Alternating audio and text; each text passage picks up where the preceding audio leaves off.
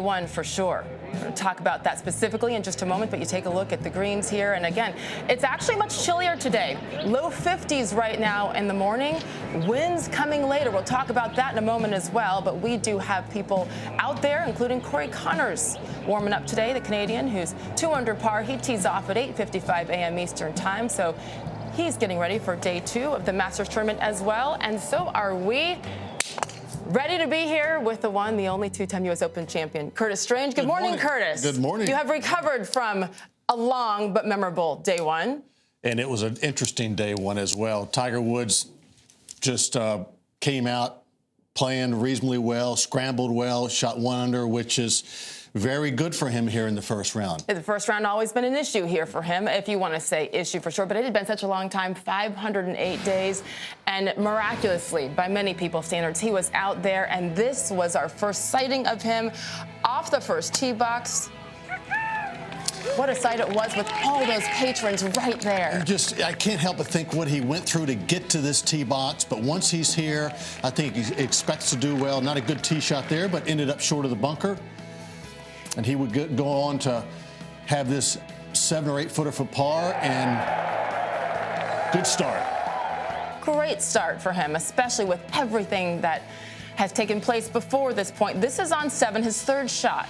These are the little shots you don't know how you're going to react when you've been away for so long, but up and over the bunker, tight hole location, he still got it.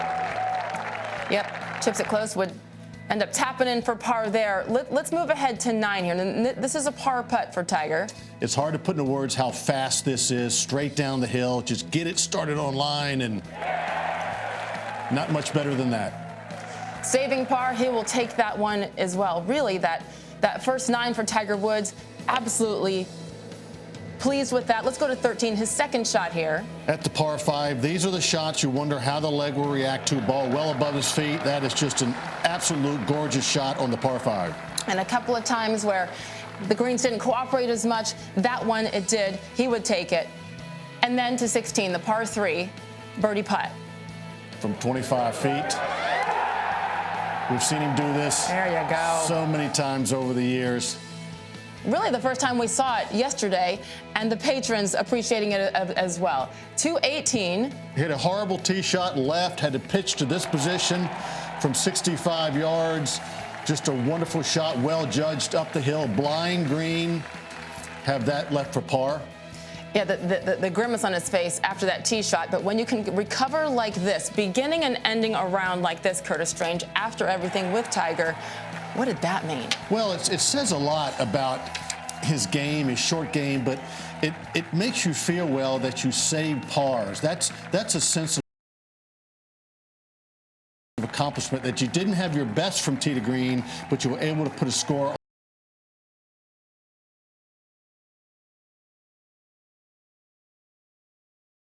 on the board. And on the board he was, 1 under par, 71. And when you think about the ball striking part of this, it certainly didn't jump off the page, missing 9 greens, but he got up and down 7 out of 9 times. That led to his 51st career round under par at the Masters. And again, that first round where he hasn't always been great, what a start. So he enters today's 2nd round and a tie for 10th, 1 spot better than his 18-hole position in 2019, when of course he finished up with that 5th green jacket.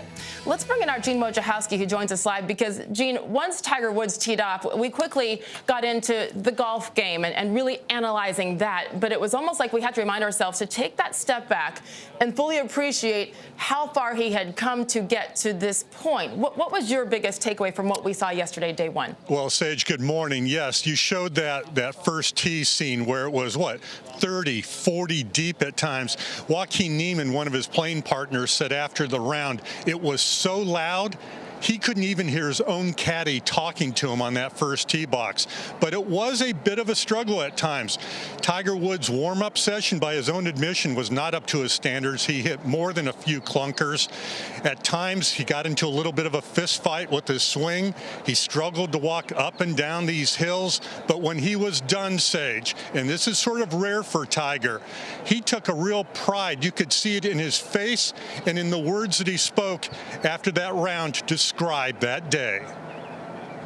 To play this golf course and to do what I did today, to make to hit the shots in the right spots. I know where to hit it to a lot of these pins, and I'm missing the correct spots and give myself good angles. And I did that all day, and I was able to make a few putts and end up in a red like I am right now. People have no idea how hard it's been.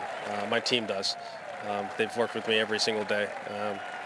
I've said this before. We've never taken a day off since I got out of bed after those 3 months. If you would have seen how my leg looked to where it's at now, the pictures, some of the guys know that they've seen the pictures and they've come over to the house and they've seen it. And to see where I've been, to get from there to here, it wasn't no easy task. Most sports, if you're not feeling very good, you get a teammate to pass it off to, and they can kind of shelter the load. Or in football, you got 1 day a week.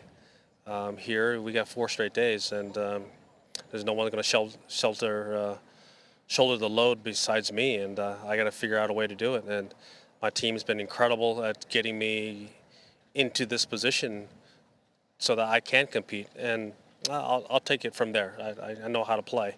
I just got to get out there where I can play.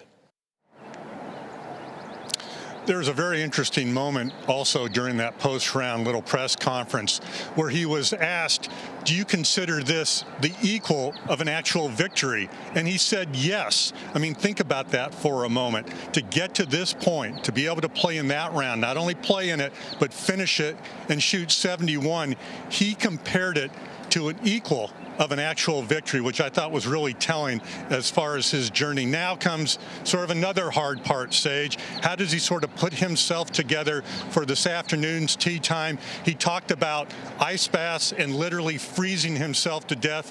The goal, of course, is to reduce the swelling in that right leg, ankle, and foot and get himself ready to play again. If anybody can do it, we know full well that Tiger Woods is at the top of that list. Gene Wojciechowski, thank you. Curtis, there's so much to take from just that one soundbite from Tiger Woods there. And usually he's, pretty quick, 15-second answer. We know what he's going to say.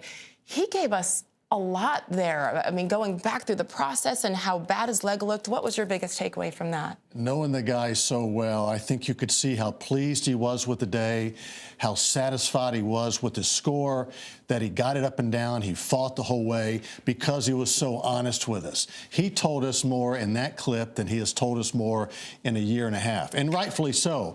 But he was honest, he was pleased. I think after all that, I think he's very excited. And once again, I think the attitude changes for the rest of the week. I mean, now we can play.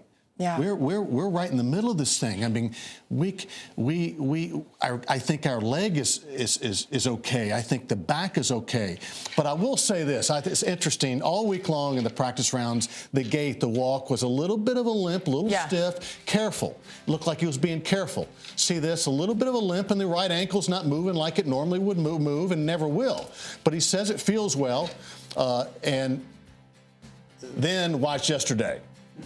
The adrenaline, the first round, the energy of it, it's stronger, it's wider, it's interesting. I loved watching that yesterday. It's like the first round, it's like the first basketball game you ever play of the year. You're going to be sore after it because all the adrenaline and vinegar running through your veins. You're going to do more than you can actually do in practice. So it was interesting to watch that, and might be a little more sore this morning, but I think he'll be just fine. I mean, it is the first time he's played back-to-back 18 holes in 2 years with that leg. So keep on, although he said he's got everybody there and lots of ice. So we'll see. 141 Eastern Time tee for Tiger Woods, Louis Oosthuizen, and Joaquin Niemann, who had quite a first round out here yesterday.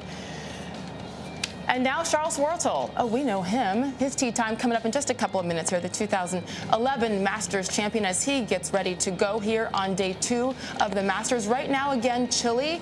Later on today, it's not going to get too much warmer, mid-60s maybe, but the key is going to be the wind, which is expected to go 15 miles an hour, maybe gusting 20 to 25. There'll be lots of talk about that as we continue our coverage today, right here on ESPN, on SportsCenter, and on ESPN Plus. Friday at the Masters, we got our featured group starting at 10:23 a.m. with some pretty big names there. As always, featured holes and the full second round coverage, 3 Eastern Time here on ESPN. But in the meantime, again, what a memorable day 1.